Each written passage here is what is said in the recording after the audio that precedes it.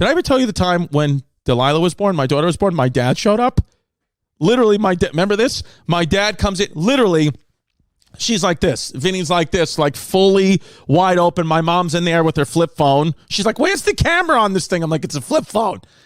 She was there all night. She's like looking at her wide open vagina. My dad walks in, literally walks in as she's crowning, like my daughter's head is coming out. I can feel like, my daughter's head coming out. My dad walks in with the New York Post. He's like, we having a baby?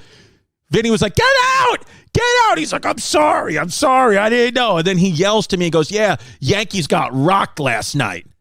Sabathia sucks.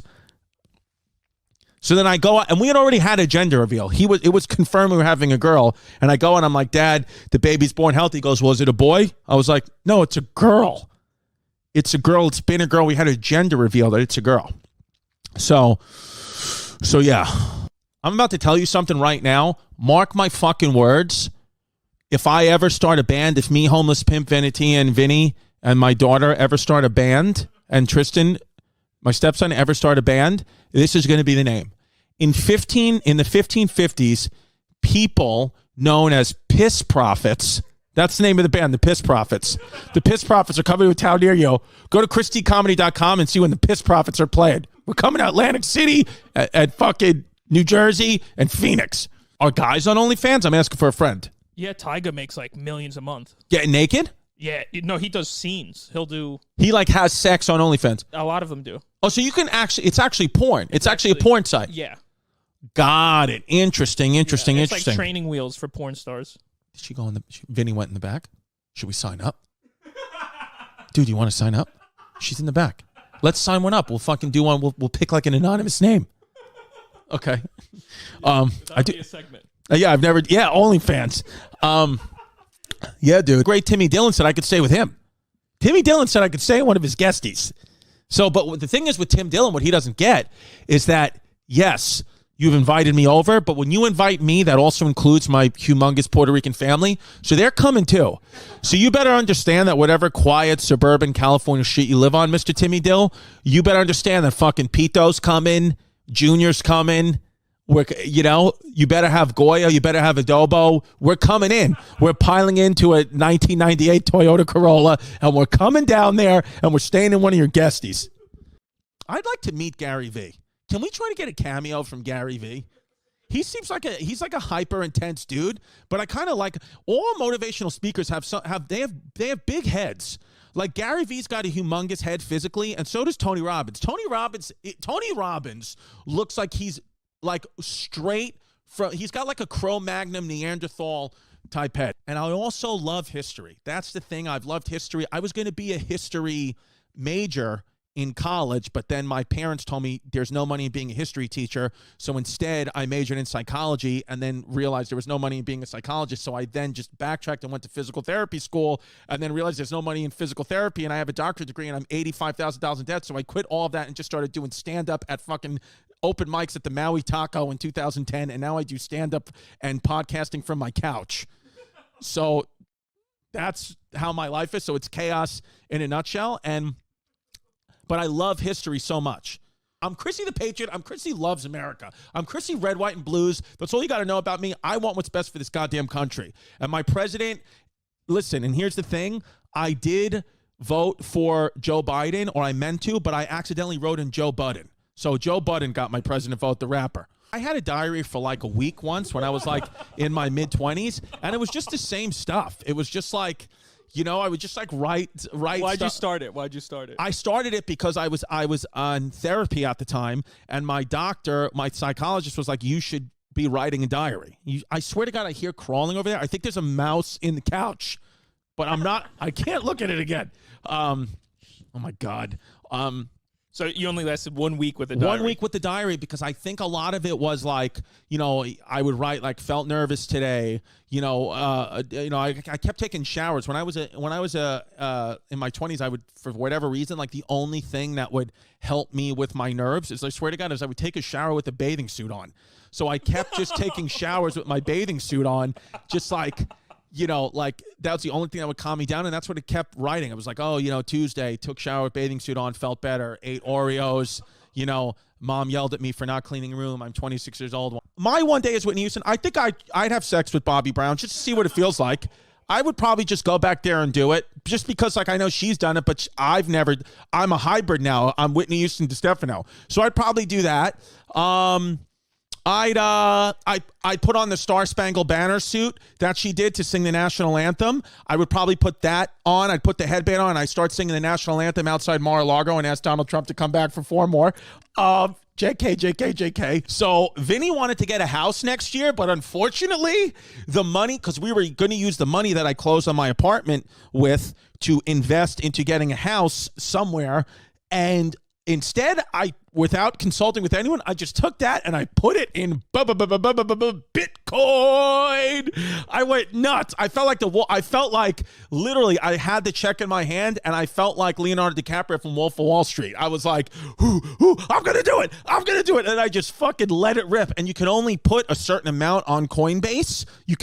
So I downloaded another app called Gemini and I put the max amount on that one. And I just went absolutely out of my mind crazy. TT Jerry, we love you so much.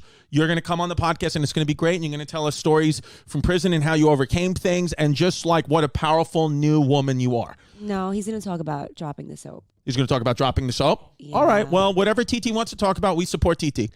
So anyway, TT Jerry, and then T.O., and then another Tia go to my apartment and start cleaning. And, I opened the door for them and I had left clothes there that I didn't want in garbage bags. And I said, hey, there's bags of clothes in garbage bags. You guys can take whatever you'd like, look through them, take whatever you want.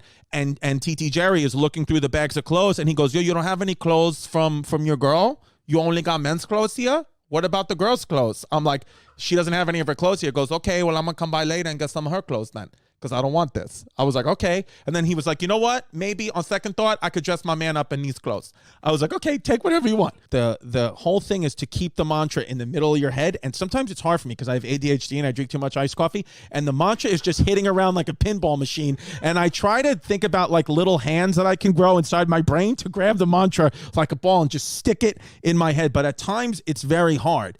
But I just sit down upright and I just repeat the mantra in my head, which I am not sure what the actual one is, but what I say in my head is she-ram. And I don't think that's it, but I go she-ram,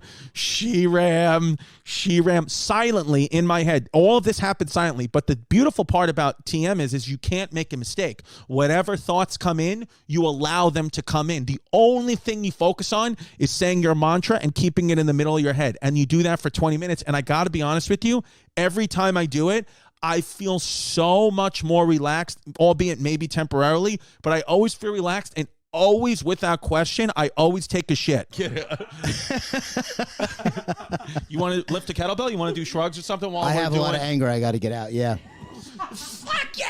I was just telling somebody, I'll say I it because genuinely just strain my shoulder. Because it's, so I'm going to be sweating a little bit because I'm actually in probably 9 out of 10 pain. I just popped something in my rotator cuff, but we still have 40 minutes left in the show, so I'm just gonna have to fucking just white knuckle and get through this, just like the great Rush Limbaugh did. R.I.P. Literally, the horniest, the pages of 48 Laws of Power are stuck together because I start to read them, and it's like a Playboy for me because I intellectually start to think about you with You're a sapiosexual. I'm a sapiosexual. Yeah. But Vinny... So do we have to have Tank just sit here on the couch and talk to you all day long every day? Yes. Yeah. And then I meet you inside? That's the thing. Why do you think every time you're you want to put on Pornhub or something like that, I just go right to Tank's Good News and start whipping my meat out? Yeah, you want to watch Pornhub. He wants to watch TED Talks while you guys have sex. I know. I love it. I love just listening to a nice Noam Chomsky interview. Your son is not my stepson. He is my daughter's brother. So the connection is through the kids. And now it's now it's just like the exact anything that is done for, I'd jump in front of a bullet for Tristan and Delilah as the same. What are you shaking your head for, Vinny? I don't know if Tristan would do the same for either. No way. I know. One time, it's so funny. I come in. It was like a week ago. I came in and I picked Tristan up, gave him like a body slam and threw him down. He was like, "Can you even do that? You're not my dad." He was like, as if to say I did something illegal. I was like, "Oh shit, I don't know. Can I not?"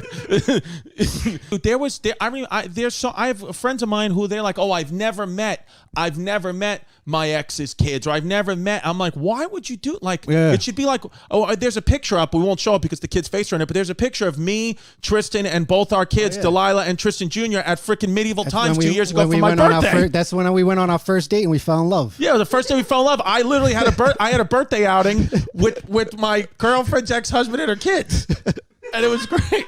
How did it happen? And it wasn't just one diamond; it was like the whole case. Right. Wow. Like the whole thing. They used to come and I used to dress real nice. I used to go in with my little suitcase and everything. Like I was as a professional. man or as a woman you would dress? As a dude. As a dude. Like if I was professional, so I used to put on my little suit, my little tie, my little suitcase, go in there like I had my own business. Right. Or I used to go in with a bouquet of flowers, like I wanted to buy a nice engagement ring for my wife. Yeah. You know, surprise her. Oh, okay, great. Yeah. They used to put a whole case of diamonds and everything there. So she used to try it on. I said, oh, that's nice. I like that one. And when I see she used to put it on, I used to tell her, do you have a necklace that could go with it? A nice, cute necklace that would match the ring? Right. She goes, sure. She used to leave the whole case there. Once she turned around, I used to take the whole thing and just walk her right out the door. Giving away all See the ya. secrets. Peace out. If I'm going to take something, I might as well take it all. Because if you gay and you try to be on the low and you try to hide it, it's dangerous. I better not go to prison then. You know? Oh, no. Talking so much about that fat butt and everything of yours. You better not go to prison. Would I be? Okay, let me ask you that. If I was Gotta stop checking him out. In Wyoming, there was this guy that the officer used to bring him drugs for he could sell them in prison. Because you make a lot of money in prison selling drugs. Like a nickel bag, they sell out here for $5. Right. They'll sell it out in there for $50. Wow, it's like Yankee Stadium prices. One little to be the I mean, these conditions are crazy dangerous. Yeah. And after like a 14-hour shift, they would like strip search each worker. That was bonkers. Yeah, man. Like they would look for gold nuggets. You best believe if I'm working 14 hours a days next to dynamite and someone drilling a 6-foot hammer into the wall, risking my life, I'm boofing a nugget in the anal cavity. Yo, no, you would do what you do now. You'd make it into a tooth cap, bro. You put your gold teeth. Yo, you got gold teeth on you. Don't you have your gold teeth with you? I do have my gold teeth on me. Oh, it's crazy, Bob. Yeah, dude. I mean, look at this. We're doing ads we just did ads for Blue Chew. I mean, look at these products. We're doing ads for Blue Chew and fucking Manscaped, and people with families are walking by. That guy though, Supreme dirtbag. no, that guy's gonna buy Blue Chew. That, 100%, because his wife was laughing, but she was also like, "What was the name? What was the code, honey? What was the website?" She asked. That was so funny because we had the first husband and wife walk by with the Manscaped, and that woman couldn't wait to get away from this podcast. She was like earmuffing her children. She earmuffed her kids, and Vinny was just like, "I know, he's horrible. I'm sorry." And then this guy was just a totally different scenario, just with his wife having a good time. But I'm telling you, for sure, that guy cannot get his dick hard. I know he can. He's got that look. Why do I picture that his dick looks like a dead sparrow? 100%. It looks like the cactus picture we just put up. He's got a limp dick. Vin, did you see the cactus, the limp dick cactus out there? Or maybe dinosaurs just had our consciousness. What do you think? You think that? Wow. Pimp's going to close up on my face right now. Dinosaurs had you're saying dinosaurs had human consciousness. You're a I don't know. Wow. Who's to say not? So you think dinosaurs thought like us? You think dinosaurs were watching porn and everything? Oh. You think dinosaurs were protesting? Imagine seeing a brontosaurus and a stegosaurus out there with their signs. No. What my goal in life is right now, I will say it into the camera, this is my affirmation, is I want to get Lil Nas X on the Chrissy CHAOS podcast. Furthermore, I want to introduce him to my father as my boyfriend. That's what I want. Lil Nas X as my boyfriend. Worship Satan for Tampa Tony. What can you do? Vinny has just walked into the room again. What's the problem now? I know, dude. It's brutal, man. It's brutal. Or I was hooking up with multiple women once throughout the course of my life, and we're about to have sex, take the shirt off, and then all of a sudden she turned the lights off, and I'm like, that happened. Oh yeah, back to back. And then the best thing that ever happened to me is a casting director told me, I've said this on podcasts before, but a casting director told me, I was in the casting, and he said, "Can you take your shirt off?" And because I could tell that. Once the casting director looked at his casting associate, it wasn't good. And then he said to me in front of the other people, he goes, "You know what your issue is, Chris?" He goes, "You have leading man face, best friend body." Oh. That's the problem.